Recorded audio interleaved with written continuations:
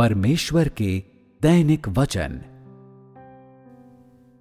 सामान्य आध्यात्मिक जीवन जीने के लिए एक व्यक्ति को प्रतिदिन नई रोशनी प्राप्त करने और परमेश्वर के वचनों की समझ का अनुसरण करने में सक्षम होना चाहिए।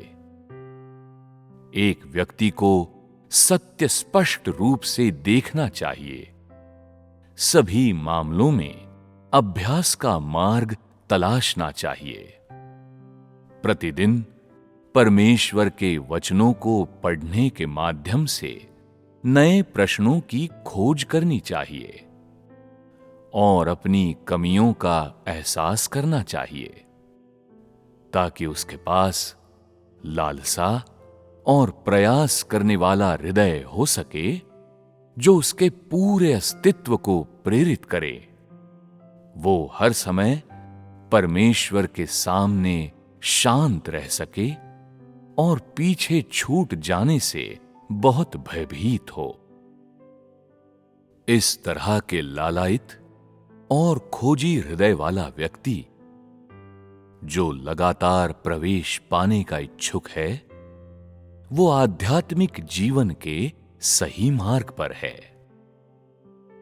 जो लोग पवित्र आत्मा द्वारा प्रेरित किए जाते हैं, जो बेहतर करने की इच्छा रखते हैं, जो परमेश्वर द्वारा पूर्ण किए जाने के लिए प्रयास करने को तैयार हैं, जो परमेश्वर के वचनों की गहरी समझ के लिए लालायित हैं, जो अलौकिक का अनुसरण नहीं करते बल्कि वास्तविक कीमत का भुगतान करते हैं, वास्तव में परमेश्वर की इच्छा की परवाह करते हैं, वास्तव में प्रवेश प्राप्त करते हैं, ताकि उनके अनुभव अधिक विशुद्ध और वास्तविक हों, जो खोखले वचनों और सिद्धांतों का अनुसरण नहीं करते या अलौकिकता को महसूस करने का प्रयास नहीं करते हैं, जो किसी महान व्यक्तित्व की आराधना नहीं करते हैं। ये वे लोग हैं जिन्होंने एक सामान्य आध्यात्मिक जीवन में प्रवेश कर लिया है।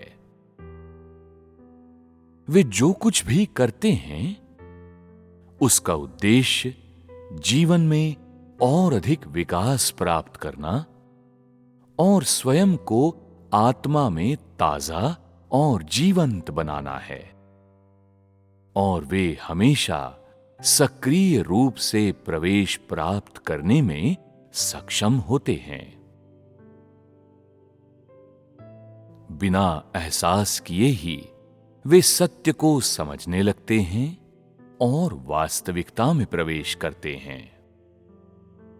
सामान्य आध्यात्मिक जीवन वाले लोग प्रतिदिन आत्मा की मुक्ति और स्वतंत्रता पाते हैं और वे परमेश्वर की संतुष्टि के अनुसार उसके वचनों का स्वतंत्र रूप से अभ्यास कर सकते हैं।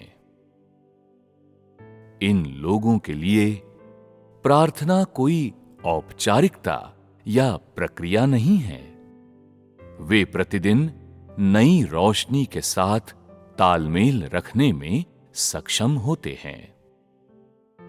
उदाहरण के लिए, लोग परमेश्वर के सामने अपने हृदय को शांत करने के लिए खुद को प्रशिक्षित करते हैं और उनका हृदय परमेश्वर के सामने वास्तव में शांत हो सकता है और उन्हें कोई परेशान नहीं कर सकता है। कोई भी व्यक्ति, घटना या वस्तु उनके सामान्य आध्यात्मिक जीवन को बाधित नहीं कर सकती है। इस तरह के प्रशिक्षण का उद्देश्य परिणाम प्राप्त करना है। इसका उद्देश्य लोगों से नियमों का पालन करवाना नहीं है। यह अभ्यास नियम पालन के बारे में नहीं है, बल्कि लोगों के जीवन में विकास को बढ़ाने के बारे में है। यदि तुम इस अभ्यास को केवल नियमों के पालन के रूप में देखते हो, तो तुम्हारा जीवन कभी नहीं बदलेगा। हो सकता है कि तुम उसी अभ्यास में लगे हुए हो जिसमें दूसरे लगे हुए हैं, लेकिन ऐसा करते हुए तुम तो पवित्र आत्मा की धारा से निकाल दिए जाते हो, जबकि अन्य लोग अंततः पवित्र आत्मा के कार्य के साथ तालमेल रखने में सक्षम हो जाते हैं। क्या तुम खुद को धोखा नहीं दे रहे हो? इन वचनों का उद्देश्य लोगों को परमेश्वर के आगे उनके हृदयों को शांत करने देना है,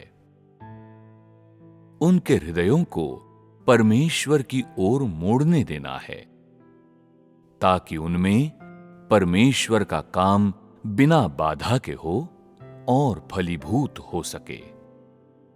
केवल तभी लोग परमेश्वर की इच्छा के अनुसार हो सकते हैं।